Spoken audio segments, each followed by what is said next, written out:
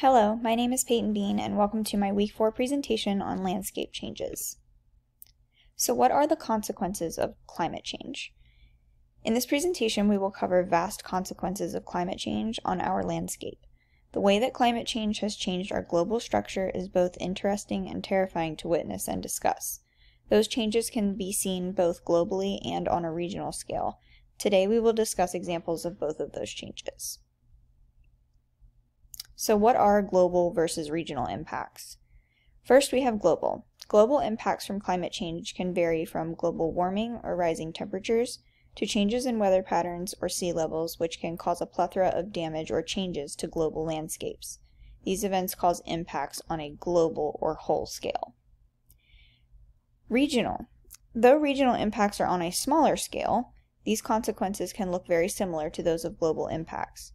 Regional consequences vary from extreme weather like excess rainfall that impacts ecosystems. So first we will discuss what culprits there are for global impacts with climate change. Now that we have discussed the difference between regional and global effects of climate change, we can take a closer look at what culprits are causing this destruction to these landscapes. First we will discuss the culprits on a global scale.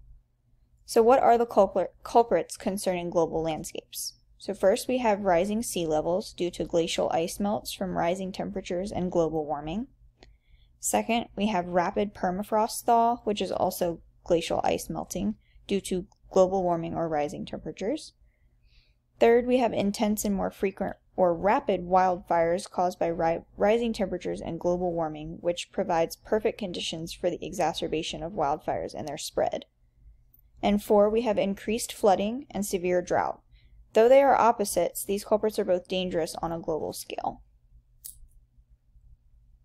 Next, we will take a look at impacts of climate change on a global level. What do these look like for our landscape? And as we discussed, impacts on a global level are caused by a plethora of different challenges. Those challenges, like global warming, extreme weather, rising temperatures, rising sea levels, and other factors, can impact a variety of different areas on a global scale. So what areas are affected? First, we have accelerated coastal erosion from rising sea levels and extreme weather like larger hurricanes and stronger storms. Changes in sea level are both a cause of landscape change as well as the culprit of further changes in landscape like erosion. And three, we have intense wildfires caused by rising temperatures that cause mass destruction of ecosystems and wildlife habitats. Four, global precipitation changes cause extreme drought in some areas and increased precipitation in others, causing flooding. Next, we can talk about culprits of regional landscape changes. From global to regional, the culprits of landscape change remain similar in their destruction. Climate change causes these landscape changes, but what climate changes in particular? Culprits concerning regional landscapes. So the first we have, which they do look very similar to global landscapes, but obviously this is on a smaller scale. So rising sea levels, also caused by glacial melts, which are impacted by global warming. And two, we have rising temperatures due to global warming, both natural and man-made, so greenhouse gases, factory farming, etc., causes extreme weather.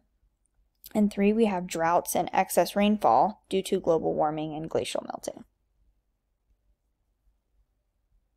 So what exactly are the impacts of climate change on a regional level on landscape? Now that we have discussed and further broken down the reason for landscape changes on a regional level or scale, we can look at exactly what those changes impact or what they look like. So the areas affected regionally would be regional ecosystems, which are threatened by sea level rise and excess rainfall that cause erosion, flooding, and changes to those ecosystems.